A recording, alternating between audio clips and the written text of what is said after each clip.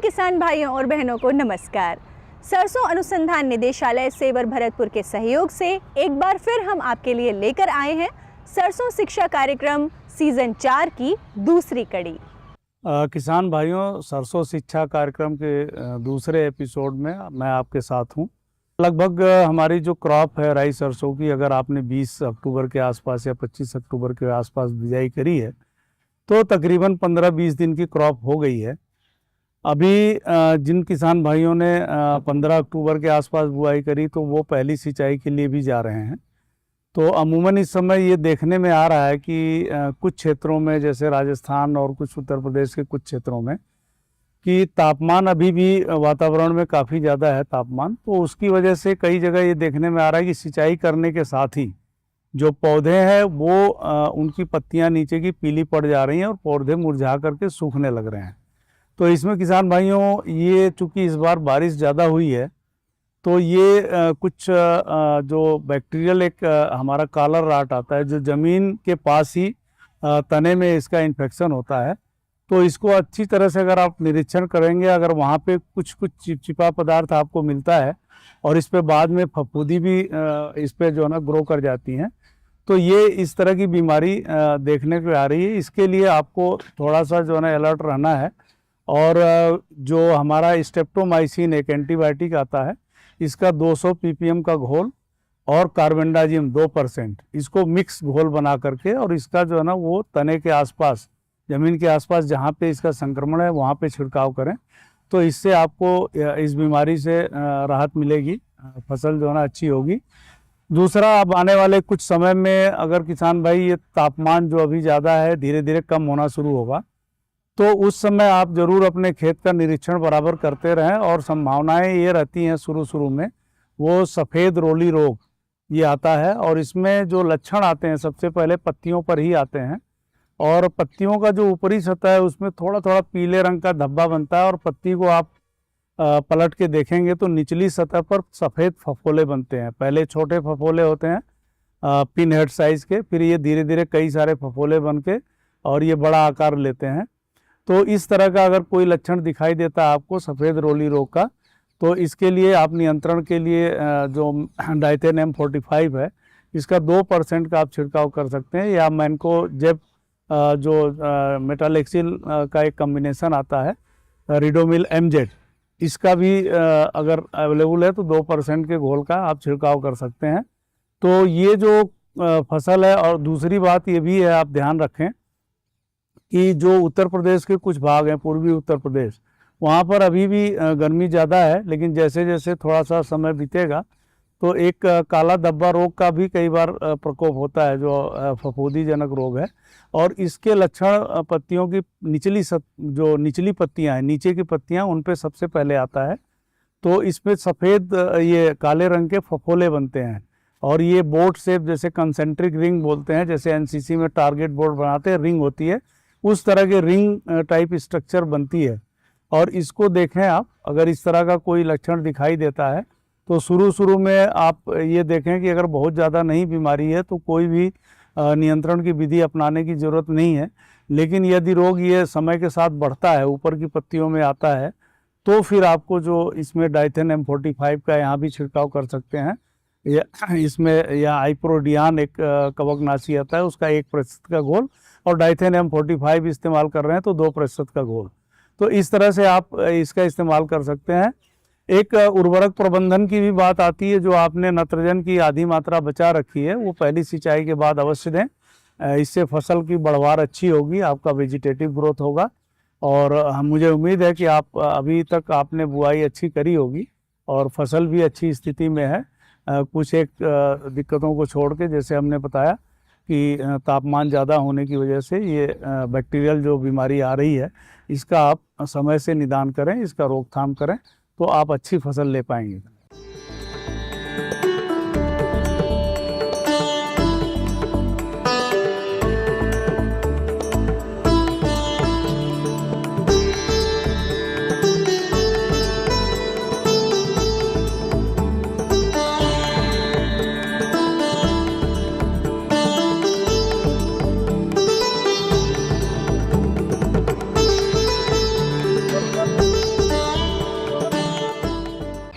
सरसों की फसल में इस समय निराई, गुड़ाई, विरलीकरण और सिंचाई का कार्य महत्वपूर्ण है। किसान भाइयों नमस्कार। अभी सरसों की जो बिजाई का कार्य है वो लगभग संपूर्ण हो चुका है और कहीं कहीं पर जगहों पर सरसों की बिजाई का कार्य भी चल रहा है, क्योंकि इस साल बारिश भी काफ़ी ज़्यादा हुई है कई क्षेत्रों में। तो बारिश की वजह से जो सरसों की बिजाई है इसमें भी देरी देखी गई है। तो किसान भाई बिजाई के बाद में जैसे 20 से 25 दिन बाद में कौन कौन सी शस्य क्रियाएँ अपना सकते हैं, और इस समय बुवाई के जैसे 20 से 25 दिन बाद में जो मुख्य शस्य क्रियाएँ हैं उनमें शामिल है जैसे कि निराई गुड़ाई और थिनिंग की प्रक्रिया या जो पौधों के विरलीकरण की प्रक्रिया है, और उसके साथ साथ सिंचाई भी शामिल है। और सिंचाई के साथ में जो यूरिया उर्वरक का जो आदि मात्रा है वो सिंचाई के बाद में किसान भाई उसको खेत में देते हैं छिड़काव के रूप में। तो वो भी जो है अभी इसी शस्य क्रियाओं में शामिल है। तो किसान भाइयों सबसे पहले हम बात करते हैं निराई गुड़ाई की। तो जहाँ तक निराई गुड़ाई की बात है तो किसान भाइयों जो सरसों की फसल है उसमें लगभग 20 से 25 दिन बाद में खरपतवार आने लगते हैं, क्योंकि इस बार बारिश भी ज़्यादा हुई है। तो ज़्यादा बारिश होने की वजह से भी सरसों की खेती में ज़्यादा खरपतवार आने की संभावना है। तो जो निराई गुड़ाई का कार्य है वो बुवाई से लगभग 20 से 25 दिन बाद किया जाता है। और निराई गुड़ाई का जो कार्य है वो मुख्यतः दो या तीन विधियों से किया जाता है। एक तो जैसे कि हम खुरपी से जो निराई गुड़ाई का कार्य करते हैं, और ये कार्य जो है बुवाई के लगभग 20 से 25 दिन बाद किया जाता है। और खुरपी से निराई गुड़ाई करके हम जो है खरपतवारों पे भी जो नियंत्रण पा सकते हैं, क्योंकि जो सरसों की फसल है उसमें जो है 15 से लेकर के और 40% तक जो नुकसान है वो खरपतवारों की वजह से हो सकता है। तो खरपतवारों के नियंत्रण के लिए जो निराई गुड़ाई है ये अत्यंत आवश्यक है, और ये 20 से 25 दिन बाद बुवाई के बाद करना चाहिए। और खुरपी के अलावा भी किसान भाई जो हस्तचलित हो हैं इनके द्वारा भी जो है जो निराई गुड़ाई का कार्य कर सकते हैं। और जैसे कि आप देख पा रहे हैं ये हस्तचलित हो है, इससे निराई गुड़ाई का कार्य किया जा सकता है, जैसे खरपतवारों को भी अलग किया जा सकता है। और जो दूसरा हस्तचलित हो है वो जो है घास हटाने के साथ साथ में मिट्टी भी पलटने का कार्य करता है। तो किसान भाई जैसे कि आदमी की जैसे कि कहीं पर जैसे मजदूर की कमी है और खेत बड़ा खेत है, तो किसान भाई ये हस्तचलित हो से भी जो है निराई गुड़ाई का कार्य करके और फसल को खरपतवारों से बचा सकते हैं। किसान भाइयों अभी हमने निराई गुड़ाई के बारे में बताया, सरसों की निराई गुड़ाई कैसे करनी चाहिए, कब करना चाहिए। तो उसके साथ साथ में अभी ये निराई गुड़ाई करने के बाद फसल की ये स्थिति होती है, और अभी ये जो फसल है वो 14 से 15 दिन की ये फसल है, और निराई गुड़ाई इसकी हो चुकी है। और इसके बाद आता है पौधों के विरलीकरण की प्रक्रिया, यानी कि उसको हम थिनिंग बोलते हैं। और जो पौधों के विरलीकरण की जो प्रक्रिया है वो साधारणतः बुवाई के 20 से 25 दिन बाद की जाती है, क्योंकि ये खेत अभी 15 दिन ही हुए हैं बुवाई के। तो इसमें जो है 8 से 10 दिन बाद में जो थिनिंग की जो प्रक्रिया है वो की जाएगी, क्योंकि अभी हम देख पा रहे हैं कि देखो कितने घने पौधे हैं, और इनको हमको 10 से 15 सेंटीमीटर पे करना है। और 10 से 15 सेंटीमीटर इतना एक पौधे से दूसरे पौधे के बीच में इतना गैप होना चाहिए सरसों का अच्छा उत्पादन लेने के लिए। क्योंकि जो पौधों के जो विरलीकरण की जो प्रक्रिया है अगर हम ये करते हैं तो इससे क्या है, पौधे की बढ़वार समान रूप से होती है, और बढ़वार समान रूप से होने के साथ साथ पौधे को अच्छा पोषण मिलता है और उसको फैलने की जगह मिलती है। फलस्वरूप अच्छे फूल बनते हैं, अच्छी फलियां बनती हैं, और मोटा दाना बनने के साथ में उत्पादन अच्छा होता है। और जो सिंचित अवस्था में जो पौधों की संख्या है वो पंक्ति से पंक्ति की दूरी 30 सेंटीमीटर रखी जाती है और पौधे से पौधे की दूरी 10 से 15 सेंटीमीटर रखी जाती है। तो सिंचित अवस्था में जो 1 वर्ग मीटर में लगभग अधिकतम 33 पौधे ही होने चाहिए। अगर वही बात है, अगर हम बरानी अवस्था की बात करते हैं तो बरानी अवस्था में जो पंक्ति से पंक्ति की दूरी है वो लगभग 45 सेंटीमीटर होना चाहिए और पौधे की दूरी वही 10 से 15 सेंटीमीटर। तो बरानी अवस्था में अगर हम राई सरसों की खेती कर रहे हैं तो उसमें प्रति वर्ग मीटर में लगभग 16 से अधिक पौधे नहीं होना चाहिए। और किसान भाई जैसे कि ये तो 10 से 15 दिन का फसल है और जो निराई गुड़ाई का कार्य है वो साधारणतः 20 से 25 दिन बाद किया जाता है और जो थिनिंग का कार्य है ये भी लगभग 20 से 25 दिन बाद ही किया जाता है। तो किसान भाई जैसे कि पहले निराई गुड़ाई करके और थिनिंग का कार्य कर सकते हैं। अगर दोनों एक समय पर करना है तो निराई गुड़ाई के साथ साथ में और ये थिनिंग का कार्य भी किसान भाई कर सकते हैं अगर फसल उनकी 20 से 25 दिन की हो गई है तो। किसान भाइयों, ये फसल 20 से 22 दिन की हो चुकी है और यहाँ पर पौधों के विरलीकरण की प्रक्रिया या थिनिंग का कार्य चल रहा है और इधर जो है थिनिंग का कार्य हो चुका है और यहाँ पर पौधों के विरलीकरण की प्रक्रिया जारी है। तो किसान भाई बुआई के 20 से 25 दिन बाद में ये विरलीकरण की प्रक्रिया को अपनाकर लगभग 10 से 15% तक उपज में बढ़ोतरी पा सकते हैं। और ये पौधों के विरलीकरण की प्रक्रिया बहुत ही अत्यंत महत्वपूर्ण है क्योंकि जहाँ पर अगर हम ये प्रक्रिया नहीं अपनाएंगे तो जो घने पौधे रह जाएंगे और उनमें क्या है कि बढ़वार समान रूप से नहीं होगी, जिसके फलस्वरूप फूल कम बनेंगे और फलियाँ छोटी बनेंगी और दाना छोटा बनने के साथ साथ में हम जो उत्पादन है वो कम होगा। इसलिए किसान भाई कई बार कहते हैं कि अच्छी फसल होने के बाद भी उनको अच्छा उत्पादन नहीं मिला, तो उसकी एक ये भी वजह हो सकती है कि उन्होंने समय पर थिनिंग का कार्य नहीं किया। तो किसान भाई जो थिनिंग का कार्य है वो सही समय पर सुनिश्चित करें और अधिक उत्पादन का लाभ लें। किसान भाइयों, अभी हमने निराई गुड़ाई और थिनिंग के बारे में बातें की और ये हमारी जो फसल है इसमें ये लगभग 30 से 35 दिन की हो चुकी है और इसमें निराई गुड़ाई और जो थिनिंग की जो प्रक्रिया है वो पूरी की जा चुकी है और अभी इस अवस्था में यानी कि बुवाई के लगभग 30 से 35 दिन बाद जो इसमें सिंचाई दी जाती है। और जहाँ तक सिंचाई की बात है तो सिंचाई के लिए जैसे कि जो हल्की मृदाएं हैं जिनको लाइट सॉइल्स भी कहते हैं, जिसमें जैसे कि बलुई मिट्टी और बलुई दोमट मिट्टी ये मिट्टियाँ उसमें आती हैं, उसमें सामान्यतः सरसों की फसल में 2 सिंचाई की ज़रूरत पड़ती है और वो 2 सिंचाई की ज़रूरत जिसमें कि पहली सिंचाई लगभग बुवाई के 35 से 40 दिन बाद और दूसरी सिंचाई लगभग 65 से 70 दिन बाद देना चाहिए। और जहाँ तक हमारी भारी मिट्टी है, जहाँ भारी मृदाएं हैं, वहाँ पर लगभग 1 सिंचाई ही पर्याप्त रहती है, जो कि बुवाई के लगभग 45 से 50 दिन बाद किसानों को खेत में लगाना चाहिए।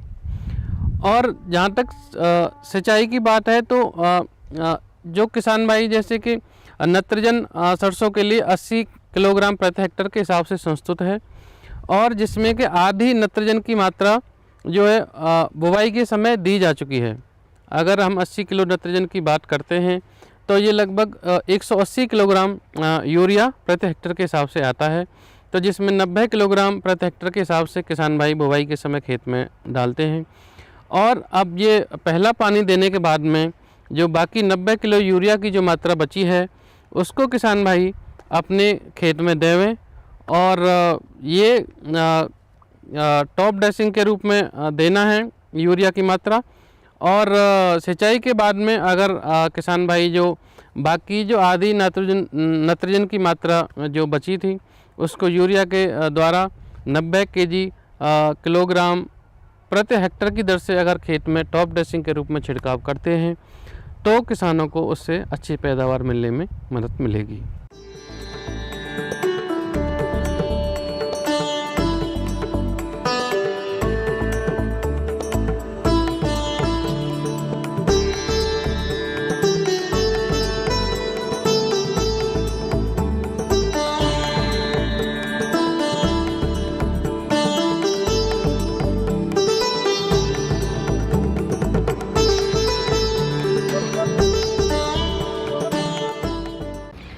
भी फसल की पैदावार को सबसे अधिक नुकसान होता है खरपतवार से।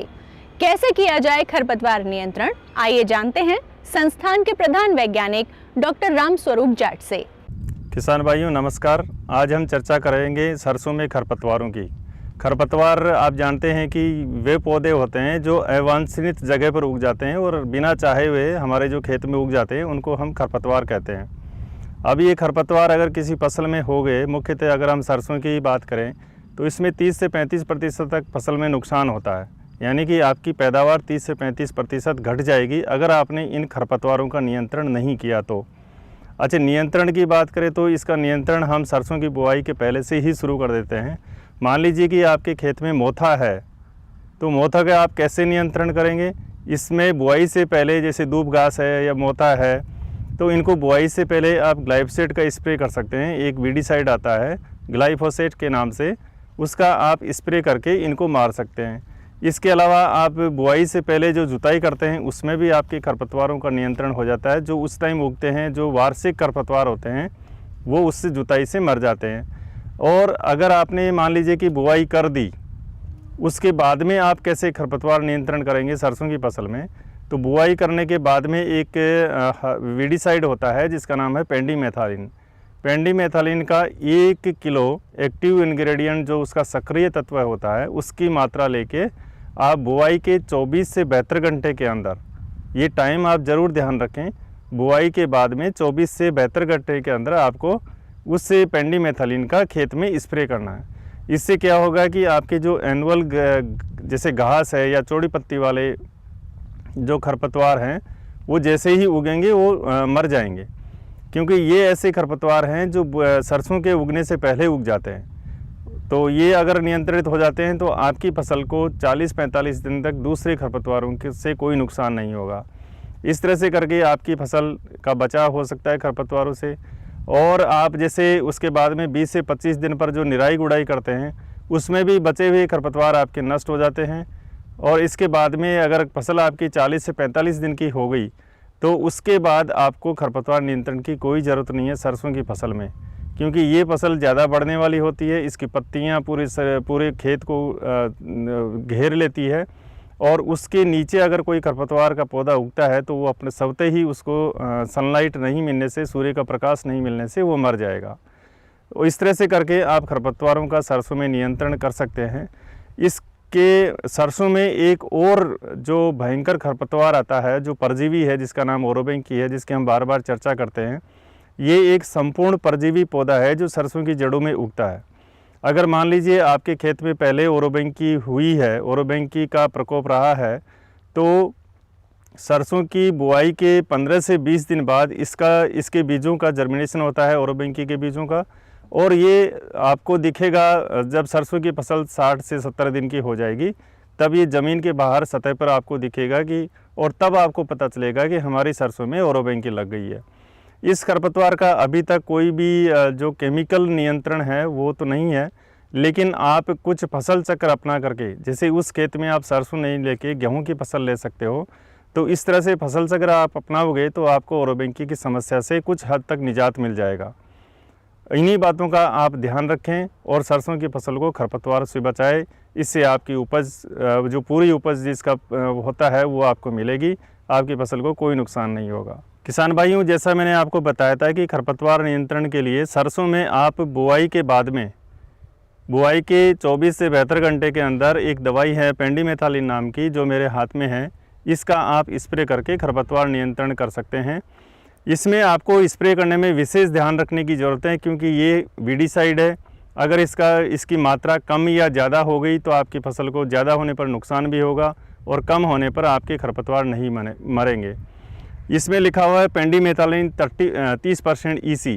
30% EC का फॉर्मुलेशन है। इसकी आपको 3 किलोग्राम मात्रा लेनी है पेंडीमेथालिन की, और उसको 1 हेक्टेयर एरिया में स्प्रे करना है। स्प्रे करने का टाइम 24 से 72 घंटे के अंदर है। अगर आप बाद में स्प्रे करते हो तो आपकी फसल के ऊपर उसका प्रतिकूल प्रभाव पड़ेगा और वो मर भी सकती है। स्प्रे करने में दूसरी चीज़, आपको दवाई के अलावा पानी चाहिए। तो पानी प्रति हेक्टर हम अनुशंसा करते हैं 500 लीटर प्रति हेक्टर। 500 लीटर पानी के अंदर 3 लीटर दवाई का घोल बना के उसको आपको स्प्रे करना है। और स्प्रे करने के लिए जो मशीन होती है उसमें आप विशेष ध्यान रखें कि इसका जो नोज़ल होता है वो एक फ्लैट फैन नोज़ल होता है। ये फ्लैट फैन नोज़ल इसको बोलते हैं, इसी नोज़ल का प्रयोग करें, क्योंकि वीडिसाइड स्प्रे के लिए नोज़ल अलग होता है, इंसेक्टिसाइड स्प्रे के लिए नोज़ल अलग होता है। तो आप इस नोज़ल का विशेष ध्यान रखें, इसी नोज़ल से आपको हर्बिसाइड का स्प्रे करना है। और स्प्रे करते समय वो पूरे एरिया में अच्छी तरह एक ही स्पीड से चलना चाहिए और यूनिफॉर्म मतलब बराबर स्प्रे होना चाहिए पूरे एरिया में, तभी आपके खरपतवारों का अच्छा नियंत्रण हो पाएगा। तो इन चीज़ों का आप ध्यान रखें।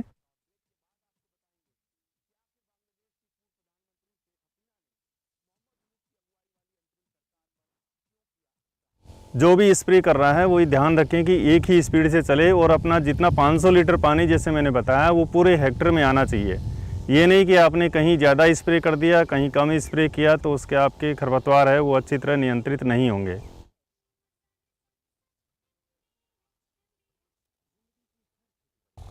और किसान भाइयों ये भी ध्यान रखें कि अगर आपके स्प्रे करते समय हवा ज़्यादा चल रही है तो आप स्प्रे ना करें, क्योंकि उससे आपका जो स्प्रे की जो बूंदें हैं वो एक जगह पर ज़्यादा गिरेगी या हो सकता है कि उड़ करके वो दूसरे खेत में पहुंच जाएं, क्योंकि अगर ये दूसरे खेत में दूसरी फसल में पहुंच गया तो वहाँ ये प्रतिकूल उसका निगेटिव इफ़ेक्ट पड़ेगा और दूसरी फसल को नुकसान होगा।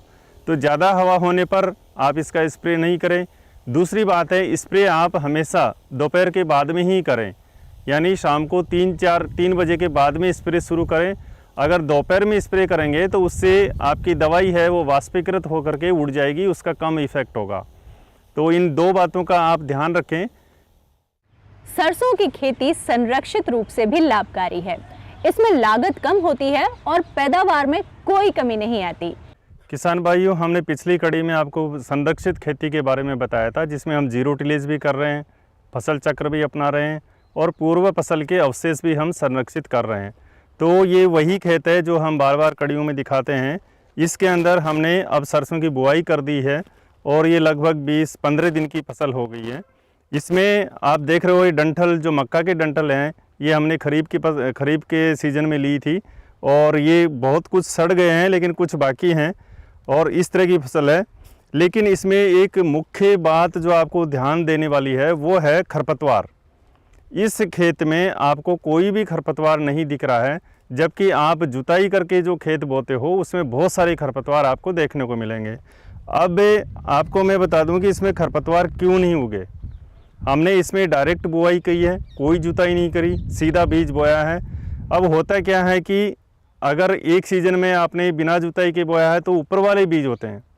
खरपतवारों की ये विशेषता होती है कि खरपतवार जो ऊपरी सतह पर होता है बीज वही उगता है। अब पहले साल में जो खरपतवार ऊपरी सतह पर थे उनके बीज उग गए और वो नष्ट हो गए। दूसरे सीज़न में वो बीज नहीं है, तीसरे सीज़न में भी कुछ नहीं है। इस तरह से धीरे धीरे अगर वर्ष दर वर्ष आप देखेंगे तो आपके खेत में खरपतवारों की समस्या नहीं रहेगी। तो ये इसका जीरो जो संरक्षित खेती है उसका ये बहुत बड़ा फ़ायदा है कि आपको एक तो जुताई नहीं करनी पड़ेगी, जुताई की बचत होगी, खरपतवार नियंत्रण नहीं करना पड़ेगा, खरपतवार नियंत्रण में जितना लेबर आपको लगता है वो लेबर की बचत होगी। तो इस तरह से आप इस खेती में कम लागत पर अधिक उपज ले सकते हैं और आप ये खेत दे सकते हो। इसमें जो फसल अभी उग रही है इसका विरलीकरण अभी हमने नहीं किया है, लेकिन इसके पौधों की बढ़वार और उनकी जो गुणवत्ता है वो उतनी है जितनी आप जुताई वाले खेत में कर रहे हैं। तो ये आपको एक बहुत बड़ा फ़ायदा इसमें है संरक्षित खेती में, जो आपको उसका लाभ ले सकते हैं। किसान भाइयों, इस खेत में या इस सरसों की फसल के लिए हम जो उर्वरक या पानी का प्रयोग करेंगे वो सामान्यतः जो दूसरी जुताई वाली खेत में करते हैं उतना ही प्रयोग किया है हमने। इसमें कोई एक्स्ट्रा हमने कोई नई चीज़ डाली है और उसके बावजूद भी हम इसमें जुताई की बचत कर रहे हैं, हम इसमें खरपतवार नियंत्रण की बचत कर रहे हैं और फसल भी अच्छी है, आपकी लागत भी कम हो रही है। हम कोई एक्स्ट्रा इनपुट नहीं दे रहे, हम कोई एक्स्ट्रा फर्टिलाइज़र नहीं दे रहे और सिंचाई भी हम उतनी ही करेंगे जितनी जुताई वाली फसल में करते हैं। और अब आपको आगे हम बताएंगे इसकी जब अवस्था बढ़ेगी सरसों की तो उस टाइम भी आपको दिखाएंगे कि ये फसल किस तरह से कितनी अच्छी होके आपको उपज देती है। आज की कड़ी में बस इतना ही। अगली कड़ी में कुछ और महत्वपूर्ण जानकारियों के साथ होगी आपसे पुनः भेंट। तब तक के लिए नमस्कार।